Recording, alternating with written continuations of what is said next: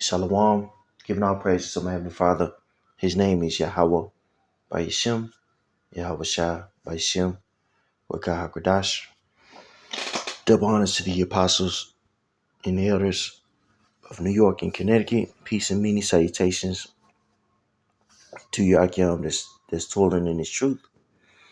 Uh, I was chilling at uh, this little local bar in this little country town that I'm in. And we have a high population of northern tribes here, in particular Issacharites. And, you know, I was sitting there chilling. There was three females, you know, just chilling, partying with themselves. And, you know, I'm just sitting there chilling, got my drink by myself. And I don't know how this topic came up, but they began to speak about, family structure. And I noticed, that they were, how you could go and listen, play, you know, uh, music on a, jukebox. You got to pay for whatever. Uh, they were playing all the, you know, typical, female stuff. You know what I'm saying? Cardi B, you know, Glorilla and Sexy Red and all that. Of course they're talking crazy about man. And yeah, I don't know how this topic came up, but the family structure came up. And one of them said something very interesting. She said, all of us come from single parent households, so we'll never listen to a man. Basically, we'll never listen to a man. One of them said, I'm getting married soon and my dad's nowhere to be found. And another one said, yeah, my mom had 5 kids, 5 different baby daddies. You know what I'm saying? Um, and you know, I'm sitting back just, I'm in the cut, you know. They're talking crazy to their man. They call their man talking crazy to him, causing arguments just to look cool. And I thought to myself, you know, feminism has really done a job on our people. Now we talk about the Southern tribe, which rightfully so, the Southern tribe women, it's just so-called Negro Latino, so-called Negro West Indies, you know what I'm saying, and Haitians, so-called, those are the northern tribe, the southern tribes. But the northern tribe is just as messed up, just as jacked up. You know what I'm saying? Yet it's normalized. You know what I'm saying? It's normalized for these women to be heinous. You know what I'm saying? To be toxic, to be disrespectful towards their husband. And a lot of these northern tribe men, they're simps, man. The women do all types of wicked stuff to them, you know what I'm saying? But they allow it because they're just so in love, so enamored by this woman. And this woman is, really a piece of shit. You know what I'm saying? And again, we're starting to see the repercussions of, you know, uh, feminism even in the northern tribes, man. The woman testified themselves that, you know, they come from broken families, man. You know, they come from broken households. So, what can you do with a woman like that? There's not too many things that you could do, but, of course, please yourself physically with her, if you get my drift. But other than that, she gonna be a headache. She ain't gonna listen to you. And more than likely, she gonna play little games. You know what I'm saying? Um, they're to trap a man up that's not very smart. Okay. So this is Proverbs 19 and 13. A foolish woman is clamorous, she is simple and knoweth nothing. That's right. These women out here, are very clamorous, they're boisterous, what I'm saying? They're willing to argue and get into a man's face and things of that nature. Um, just to play that game, and the man that's simple, you could be consumed by that. You could be consumed by these wicked games that these women play. You know what I'm saying? This is why really speaking on these women, it's important, because we've seen a lot of brothers get taken out by these women and their antics, man. And if you don't have a standard, of conduct for these women, you could get caught up in simping, basically. Okay, whether it be Southern tribe or Northern tribe, man. You know, that standard that you have for the Southern tribe women, you gotta have for these Northern tribe women too. Because again, a lot of these females they ain't worth a damn, right? But they got hide under so-called Latin culture. You know what I'm saying? So-called Mexican culture to seem as if they're better than the Southern tribe women. You know what I'm saying? And a lot of them do have decorum, and a lot of them are way more feminine than Southern tribe women. You know what I'm saying? But nevertheless, these women, they ain't worth a damn either. You should have heard how they was talking to the various men that was in their life, talking to them crazy as hell, and talking about them crazy as hell.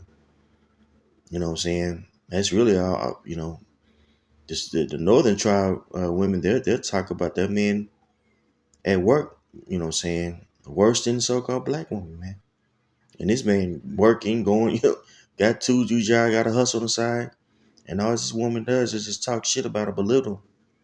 And the reason why they do that, because they need a reason uh, uh, to rationalize their actions. A lot of these women, these Northern tribe women, they're adulterous pieces of shit, man. You know what I'm saying?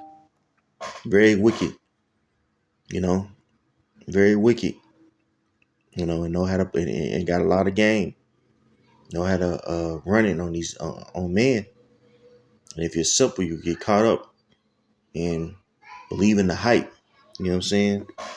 Proverbs 7 and 6.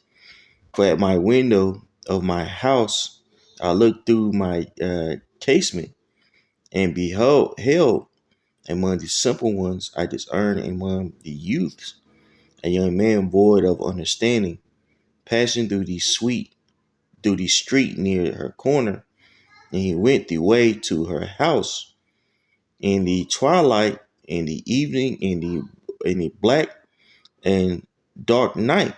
And behold, uh, there met him a woman with a tire of an harlot and subtile of the heart. That word subtile, when you look it up, um, let's see here, it goes back to crafty.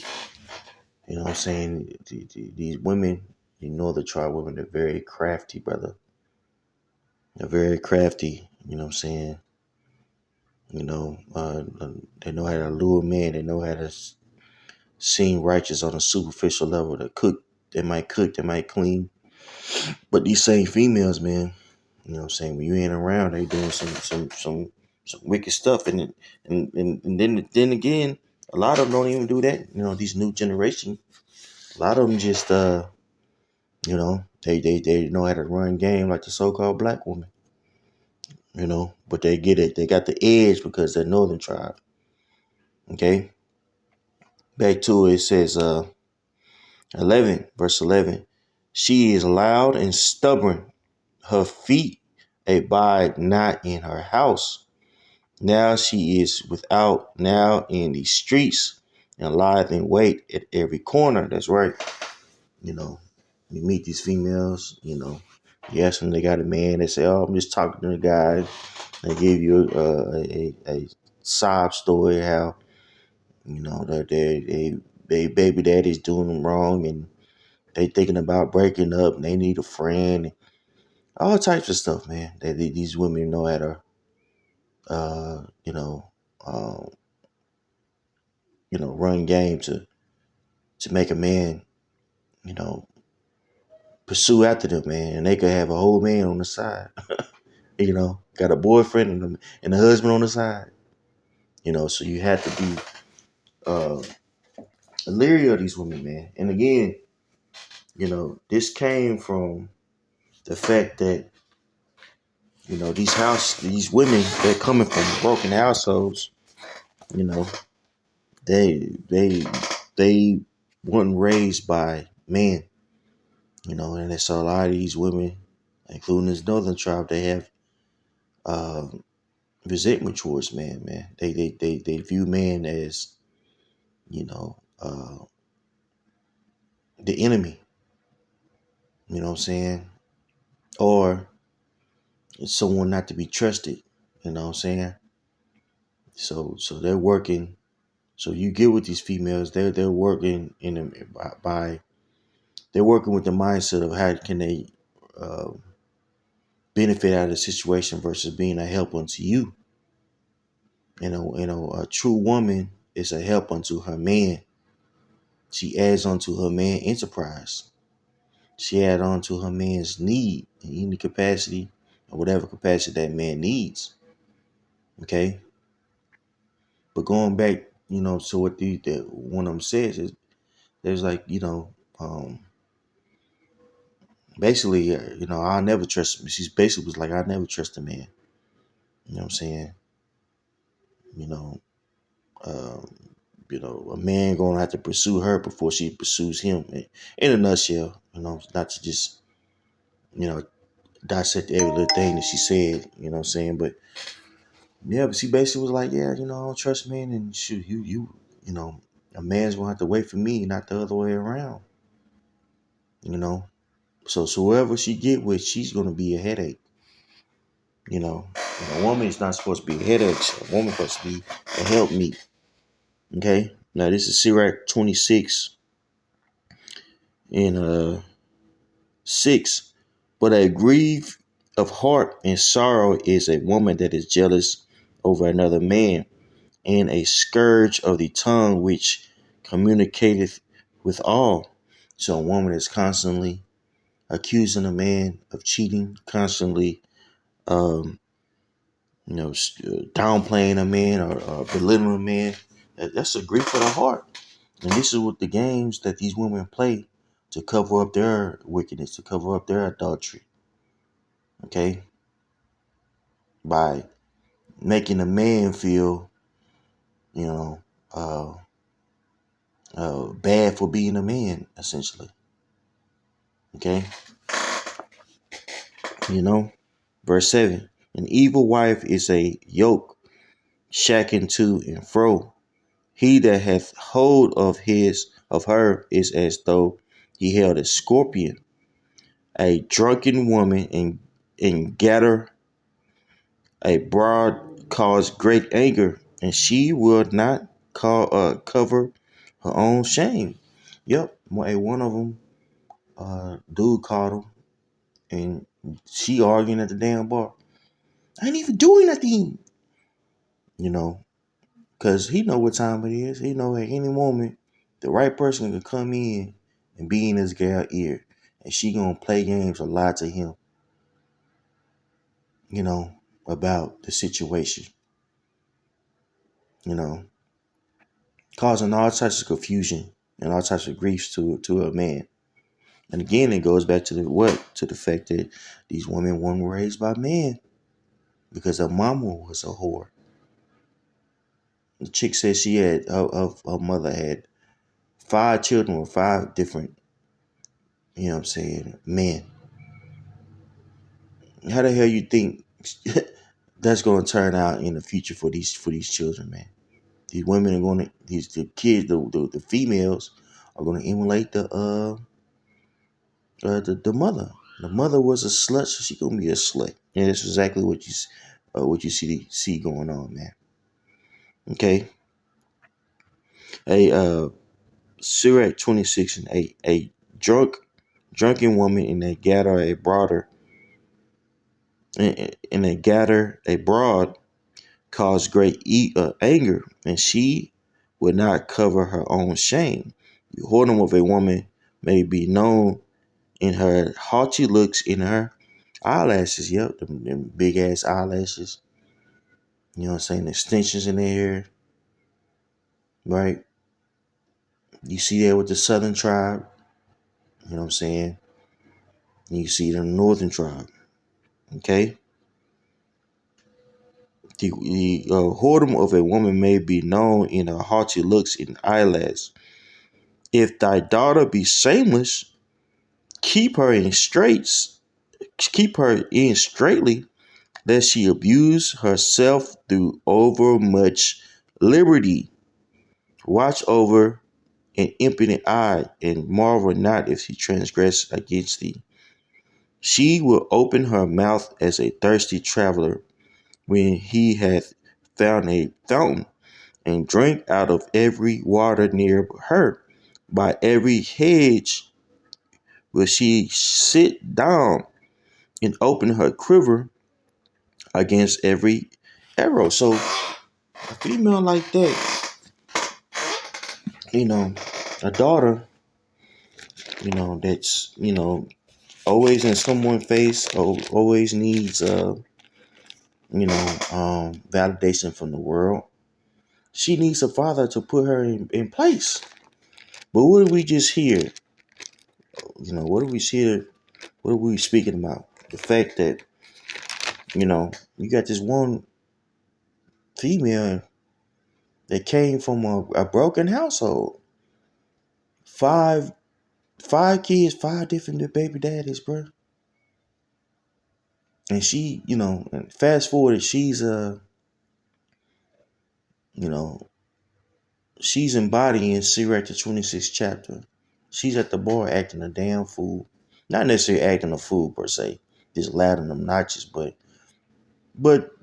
you know what I mean. Just I was taken back the fact that she was just so candid about her life like that, man. I mean, of course, it wasn't a lot of people there. It was just her friends. You know what I'm saying? Myself and other people sitting in the back, but it was just, I was like, wow, you know, this is, it really was, the scriptures popping off the pages. And a lot of this had to go back to who? Esau Edom, man. Esau Edom has done a great job by, taking a man out of the household, and uplifting the whore culture, and within doing so, breaking up the family nucleus, and being able to indoctrinate these children, you know. Again, we're in like I would argue the third generation of feminism, and look at male and female. Look at their, look at the relationship, man. It's destroyed. These women, they don't know how to be women, and they can't be women here. And conversely, these young men, they don't know how to be men, and they can't be men here, right? We're not really able to express our masculinity here, man. You know what I'm saying? Because, we're essentially slaves. You don't have time to create. You don't have time to, you know, forge yourself here. One, because we're in this ministry. And most importantly, we're in this ministry. And two, we don't have the resources and the knowledge to. So we have to go and want to our oppressor for all things. Same thing with these women. These women have to go to the same entity. They see a job as their God, as their man. The government as their man versus the man that they're laying with, right? So when Esau Edom took out the man in the household, he did a great number, and this affected the tribes, man, the northern tribe and the southern tribe. Okay, Now this is Mark 3:27. No man can enter into a strong man's house and spoil his goods, except he will first bind the strong man, and then he will spoil his house. Right? And this is exactly what happened to us, the tribes, you so-called Negro, Latino, and Native Americans. The men were taken out of the household, and now their families are destroyed. It's a complete mess out here, bro. A complete mess. It's terrible. So what's going to happen? Well, the Most High has to clean this place up by fire. By fire. You know, Anybody who wants to be saved from that fire, there's certain places you don't want to go, and certain people you don't want to be around. Like these females here I'm speaking about. You don't want to be around these females, man. They ain't worth two quarters, you know. So, prayer was edifying. Just had a couple of thoughts about the conversation I heard. On to the next. Shalom.